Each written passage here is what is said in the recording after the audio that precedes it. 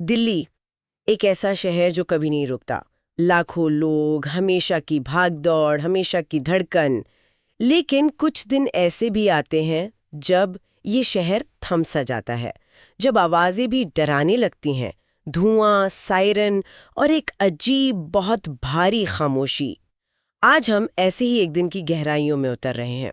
हाँ, आज हम बात करेंगे दिल्ली जैसे घने शहर में हुए बड़े आतंकी हमले के बाद क्या क्या हुआ, मतलब उसके असर क्या थे। हमारे पास जो जानकारी है उसके आधार पर हम देखेंगे कि फौरी चुनौतियां क्या थीं, जांच में क्या दिक्कतें आईं और समाज ने, लोगों ने कैसे रिएक्ट किया। हमारा इरादा सिर्फ खबर दोहराना नहीं है, बल्कि पर्दे के पीछे झांकना है, समझना है कि असल में क्या हुआ। तो चलिए उस सुबह की बात करते हैं। एक बिल्कुल आम सुबह थी। बाजार खुल रहे थे, चहल पहल थी, वही रोज की भाग दौड़। लोग काम पर जा रहे थे, बच्चे स्कूल के लिए निकल रहे थे। जिंदगी अपनी रफ्तार से चल रही थी। और फिर अचानक सब बदल गया। बाजार के बीचों बीच एक जोरदार धमाका, कान फाड़ देने वाली आवाज, धूल और धुएं का एक बड़ा सा गुबार, आग की लपटें, चीखें, भगदड़, अफरा तफरी। जो रोजमर्रा की जिंदगी थी ना, वो पल भर में जैसे राख हो गई। ये सिर्फ एक धमाका नहीं था, ये अंधेरे से आया एक पैगाम था, दहशत फैलाने का एक तरीका। और धमाके के फौरन बाद का जो मंजर था वो तो और भी भयानक था। जैसी धूल थोड़ी नीचे बैठी, तबाही साफ दिखने लगी। कुछ ही मिनटों में पुलिस की गाड़ियों के सायरन गूंजने लगे। पूरा इलाका घेर लिया गया। फायर ब्रिगेड वाले आग बुझाने में लग गए। एम्बुलेंस घायलों को लेकर दौड़ने लगी और पीछे छोड़ गई एक गहरी अनिश्चितता, एक डर। अक्सर ऐसी घटनाओं के बाद एक अजीब सी खामोशी छा जाती है ना। बच्चे सहमे हुए, दुकानदार अपनी टूटी दुकानों को, बिखरे सामान को देख रहे थे बेबसी से। दिल्ली उस दिन सिर्फ डर से नहीं बल्कि एक अविश्वास से हिल गई थी। हवा में जैसे एक सवाल तैर रहा था हमारे बीच, ऐसा फिर कैसे हो सकता है। ऐसी जगह हो जिसे हम रोज इस्तेमाल करते हैं, जैसे बाजार या बस स्टॉप। हाँ, क्योंकि वो जगह हमें अपनी लगती हैं, सुरक्षित लगती हैं। बिल्कुल। तो असुरक्षा की भावना एकदम से कई गुना बढ़ जाती है। जो मंजर बताया गया है वो दिखाता है कि ये सिर्फ इमारतों का नुकसान नहीं था, ये लोगों के भरोसे पर हमला था, उनके सुकून पर। वो जो पहले घंटे का डर और कंफ्यूजन होता है, वो एक मनोवैज्ञानिक असर छोड़ जाता है, कभी कभी शारीरिक चोट से भी ज्यादा गहरा। सही बात है। और उस शुरुआती सदमे के बाद सबसे बड़ा सवाल यही होता है कि भाई इसके पीछे कौन है और ये हुआ कैसे। यहीं से जांच का वो मुश्किल सफर शुरू होता है।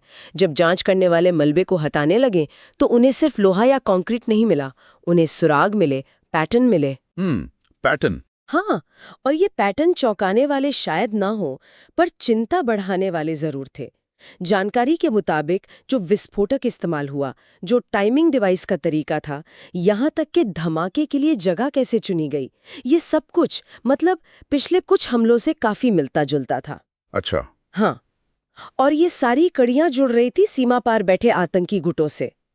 ये साफ हो गया कि ये किसी एक अकेले इंसान का काम नहीं था, ये पूरी सोची समझी साजिश थी, एक बड़े नेटवर्क का हिस्सा जो नफरत, पैसे और प्रोपेगेंडा पर चलता है। देखिए, इन पैटर्न्स का विश्लेषण करना जांच का बहुत अहम हिस्सा होता है। इससे पता चलता है कि आतंकी समूह कैसे वक्त के साथ अपनी तकनीकें बदलते हैं, लेकिन कुछ खास तरीके, उनके सिग्नेचर जैसे, वो बने रहते हैं। सिग्नेचर मतलब एक खास पहचान। हाँ, एक तरह की पहचान।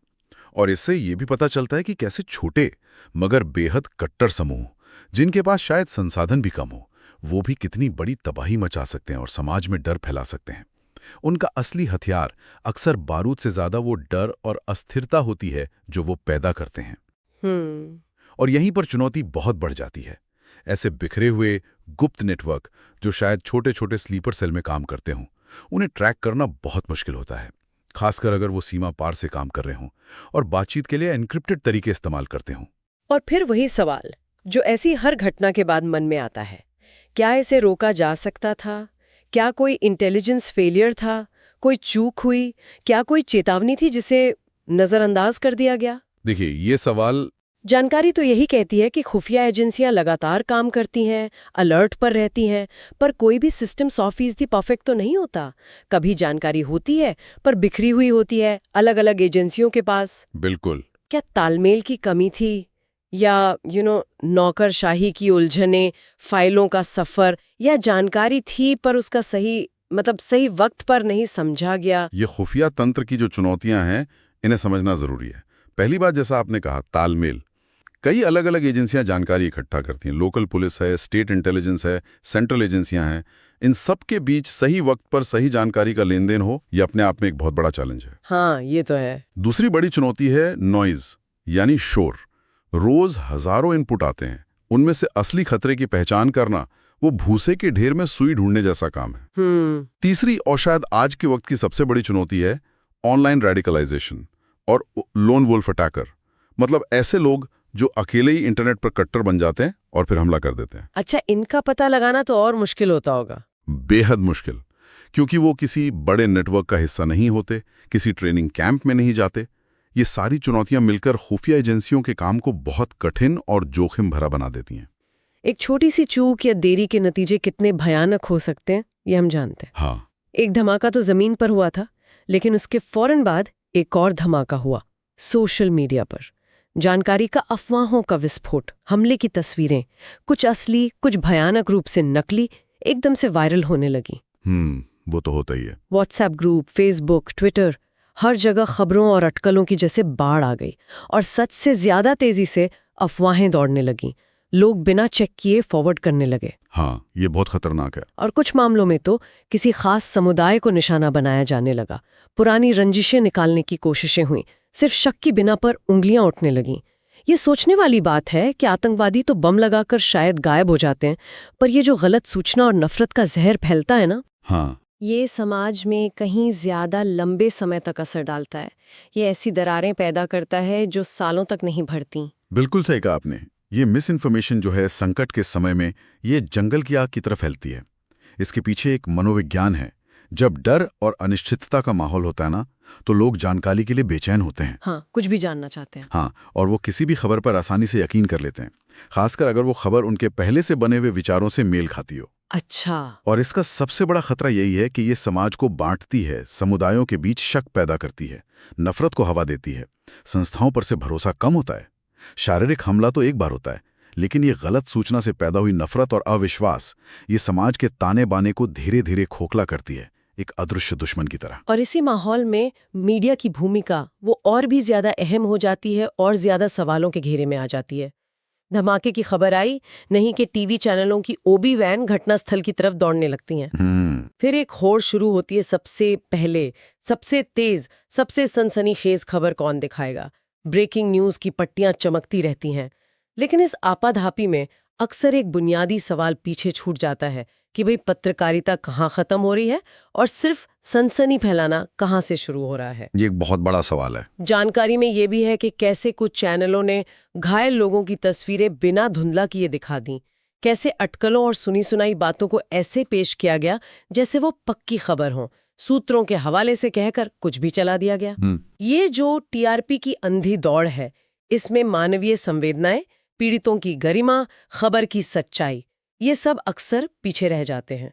ऐसा लगता है कि एक धमाका सिर्फ हमारी सुरक्षा व्यवस्था की परीक्षा नहीं लेता, बल्कि हमारे मीडिया की नैतिकता की भी परीक्षा लेता है। मीडिया नैतिकता का सवाल यहाँ बहुत गंभीर है। देखिए, संकट के समय में मीडिया की जिम्मेदारी दोहरी हो जाती है। एक तो लोगों तक सही जानकारी पहुंचाना, दूसरा समाज में शांति और संयम बनाए रखने में मदद करना। हाँ, ये जरूरी है। सनसनीखेज कवरेज, जैसा कि आपने बताया, वो डर और दहशत को और बढ़ा सकता है। पीड़ितों और उनके परिवारों के प्रति असंवेदनशील रवैया उन्हें और दुख पहुंचा सकता है। तथ्यों पर आधारित रिपोर्टिंग, जिम्मेदार भाषा का इस्तेमाल, अटकलों से बचना, ये बुनियादी सिद्धांत हैं। लेकिन फिर वो टीआरपी का दबाव। हाँ, ये भी सच है कि मीडिया संस्थानों पर रेटिंग्स और विज्ञापनों का भारी दबाव होता है। इस व्यावसायिक दबाव और नैतिक जिम्मेदारी के बीच संतुलन साधना, ये एक लगातार चलने वाली चुनौती है। लेकिन यही संतुलन साधना जिम्मेदार पत्रकारिता की पहचान है।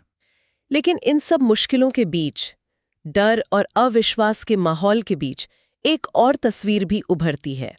आतंकवाद समाज को तोड़ने की कोशिश करता है, लेकिन वो हमेशा एक चीज को तोड़ने में नाकाम रहा है, और वो है इंसानियत का जज्बा, लोगों की हिम्मत। बिल्कुल। धमाके के कुछ ही घंटों के अंदर दिल्ली ने वही किया जो वो हमेशा करती आई है, वो फिर से अपने पैरों पर खड़ी होने लगी। अजनबियों ने अजनबियों की मदद की। किसी ने पानी पिलाया, किसी ने फर्स्ट एड दिया। आसपास के दुकानदार जिनका खुद का नुकसान हुआ था वो भी मदद में जुट गए। अस्पतालों ने मुफ्त इलाज की पेशकश की और रक्तदान के लिए लोगों की लंबी लंबी कतारें लग गई, इतनी लंबी कि कई ब्लॉक तक फैल गईं। ये क्या बात था? ये वो पल थे जब डर पर इंसानियत भारी पड़ गई। ये बहुत महत्वपूर्ण है। दिल्ली गिरी लेकिन फिर उठी। उसने सीखा, खुद को मजबूत किया और आगे बढ़ी। भूली नहीं, लेकिन उसने उस त्रासदी को अपनी पहचान नहीं बनने दिया। शहर की ये जो हिम्मत है, ये वापस खड़े होने की ताकत, ये अपने आप में एक कहानी है। ये जो लचीलापन है ना, रेजिलियंस जिसे कहते हैं, ये किसी भी समाज के लिए बहुत जरूरी है। संकट के बाद समुदाय की तरफ से जो अपने आप प्रतिक्रिया आती है, जैसे लोगों का एक दूसरे की मदद के लिए आगे आना, ये सिर्फ फौरी राहत नहीं है, ये असल में हीलिंग प्रोसेस का ठीक होने की प्रक्रिया का एक अहम हिस्सा है। अच्छा, कैसे? क्योंकि ये आतंक के असल मकसद के खिलाफ जाता है। आतंक का मकसद क्या है? समाज को बांटना, डराना, कमजोर करना। लेकिन जब लोग एक दूसरे की मदद करते हैं तो वो इसके ठीक उलट एक कहानी बनाते हैं, एक काउंटर नैरेटिव, एकता का नैरेटिव। बिल्कुल, ये दिखाते हैं कि डर के सामने एकता ज्यादा मजबूत है। ये जो छोटे छोटे मानवीय काम होते हैं ना, ये सामूहिक शक्ति दिखाते हैं और समाज का जो ताना बाना बिखर सा जाता है उसे फिर से जोड़ने में मदद करते हैं, विश्वास को दोबारा बनाते हैं। ये दिखाते हैं कि नफरत के ऊपर हमेशा उम्मीद भारी पड़ती है। तो अगर हम पूरी बात को समेटें तो एक आतंकी धमाका सिर्फ एक हिंसक अपराध नहीं है, ये समाज की बुनावट पर एक चोट है। ये हमें हमारी सुरक्षा व्यवस्थाओं की कमियों पर सोचने को मजबूर करता है। ये हमारी एकता, हमारे आपसी भरोसे पर सवाल उठाता है। हाँ, लेकिन साथ ही ये हमें हमारी अंदर की ताकत की भी याद दिलाता है, हमारी इंसानियत की, हमारे लचीलेपन की। आतंकवाद बांटना चाहता है, लेकिन इतिहास गवाह है कि दिल्ली ने और पूरे भारत ने हमेशा डर और विभाजन के ऊपर एकजुटता और लचीलेपन को ही चुना है। बिल्कुल। और इसी बात को आगे बढ़ाते हुए जो स्रोत हैं उनमें एक अपील भी है, जागरूक रहें, मानवीय रहें और एकजुट रहें। यह सिर्फ कहने की बातें नहीं है, ये आज की जरूरत है। और यहीं पर आज के डिजिटल युग में एक अहम सवाल उठता है। हम सब एक दूसरे से जुड़े हुए हैं, तो सवाल यह है कि हम एक नागरिक के तौर पर सिर्फ खबरों के या सूचनाओं के पैसिव कंज्यूमर बने रहने से आगे कैसे बढ़ें? मतलब सिर्फ देखना सुनना नहीं। हाँ, हम संकट के समय में इस सामूहिक लचीलेपन को बढ़ाने में और ये जो गलत सूचनाओं का जहर है, इसका मुकाबला करने में सक्रिय रूप से अपना योगदान कैसे दे सकते हैं। ये सोचने की बात है कि कैसे हर व्यक्ति इस बड़ी लड़ाई में अपना छोटा सा लेकिन महत्वपूर्ण हिस्सा निभा सकता है।